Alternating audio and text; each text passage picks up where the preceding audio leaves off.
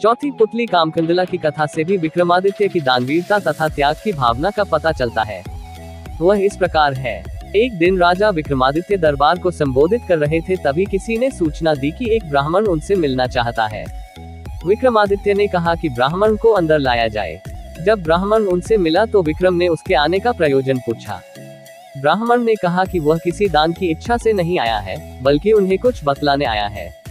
उसने बतलाया कि मानसरोवर में सूर्योदय होते ही एक खंभा प्रकट होता है, जो सूर्य का प्रकाश ज्यों-ज्यों फैलता है ऊपर उठता चला जाता है, और जब सूर्य की गर्मी अपनी पराकाष्ठा पर होती है तो सूर्य को स्पर्श करता है। ज्यों-ज्यों सूर्य की गर्मी घटती है, छोटा होता जाता है तथा सूर्यास्त होते ही जल में विलीन हो जाता है। विक्रम के मन में जिज्ञासा हुई कि ब्राह्मण का इससे अभिप्राय क्या है। ब्राह्मण उनकी जिज्ञासा को भांप गया और उसने बतलाया कि भगवान इंद्र का दूत बनकर वह आया है ताकि उनके आत्मविश्वास की रक्षा विक्रम कर सके। उसने कहा कि सूर्य देवता को घमंड है कि समुद्र देवता को छोड़कर पूरे ब्रह्मांड में कोई भी उनकी गर्मी को सहन नहीं कर सकता।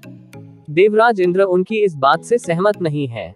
उनका मानना है कि उनकी अनुकंपा प्राप्त मृत्युलोक का एक राजा सूर्य की गर्मी की परवाह न करके उनके निकट जा सकता है। वह राजा आप हैं। राजा विक्रमादित्य को अब सारी बात समझ में आ गई। उन्होंने सोच लिया कि प्राणोत्सर्ग करके भी सूर्य भगवान को समीप से जाकर नमस्कार करेंगे तथा देवराज के आत्मविश्वास की रक्षा करेंगे। उन्होंने ब्राह्मण को समुचित दान दक्षिणा देकर विदा किया तथा अपनी योजना को कार्य रूप देने का उपाय सोचने लगे। उन्हें इस बात की खुशी थी कि देवतागण भी उन्हें योग्य समझते हैं। भोर होने पर दूसरे दिन वे अपना राज्य छोड़कर चल पड़े। एकांत में उन्होंने मां काली द्वारा प्रदत्त दोनों बेतालों का स्मरण किया। दोनों बेताल तत्क्षण उपस्थित हो गए। विक्रम को उन्होंने बताया कि उन्हें उस खंभे के बारे में सब कुछ पता है। दोनों बेताल उन्हें मानसरोवर के तट पर लाए।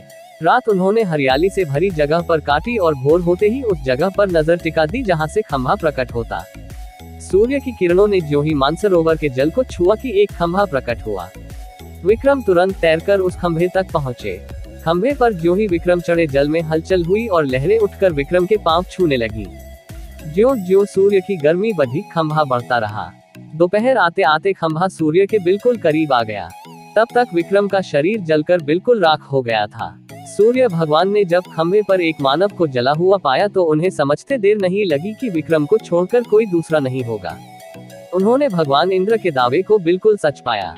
उन्होंने अमृत की बूंदों से विक्रम को जीवित किया तथा अपने स्वर्ण कुंडल उतारकर उन्हें भेंट कर दिए। उन कुंडलों की विशेषता थी कि कोई भी इच्छित वस्तु वे कभी भी प्रदान कर देते। सूर्य देव ने अपना रथ अस्ताचल की दिशा में बढ़ाया तो खंभा घटने लगा। सूर्यास्त होते ही खंभा पूरी तरह घट गया और विक्रम जल पर तैरने लगे। तैरकर सरोवर के किनारे आए और दोनों बेतालों का स्मरण किया।